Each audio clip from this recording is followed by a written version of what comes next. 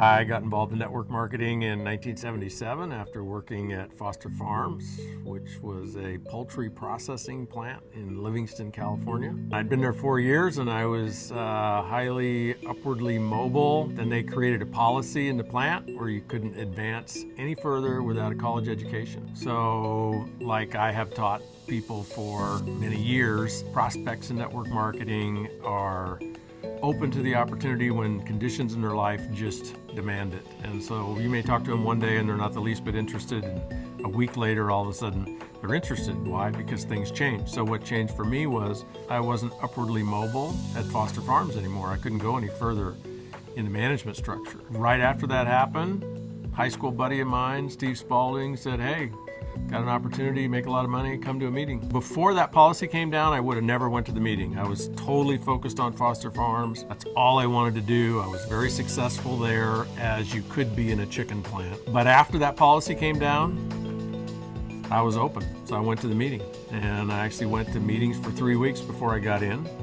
I went to meetings every night of the week, still with my chicken cutting outfit on. So I had rubber boots, I had little pieces of dried chicken fat still stuck to me, and I'd go down to the meeting and I'd sit there with my arms crossed, and they're talking about making a lot of money, and then one night the lights came on and I really understood that it wasn't really about what I was going to do, how much product I would sell, or not even the people that I personally sponsored, what they would do, because I was thinking, I can't do this and I really don't know anybody who can do it. But when I really understood that the money you're going to make is not based on what you do, not based on the people that you sponsor, but the money actually starts happening at third and fourth generation. Now, it's not rational, but I thought, well, as long as I can get into third and fourth generation, I have a chance of being successful because I'm going to get outside of me and I'm going to get outside the people I know. Now, obviously, you can't get to third or fourth generation without you doing something, but I just saw geometric progressions as my way out. That compounding effect of all of a sudden you got hundreds and then thousands of people contributing to your income. It took a while for me to get that, but once I got it, I jumped in. I went back to the chicken plant, started recruiting everybody. They fired me.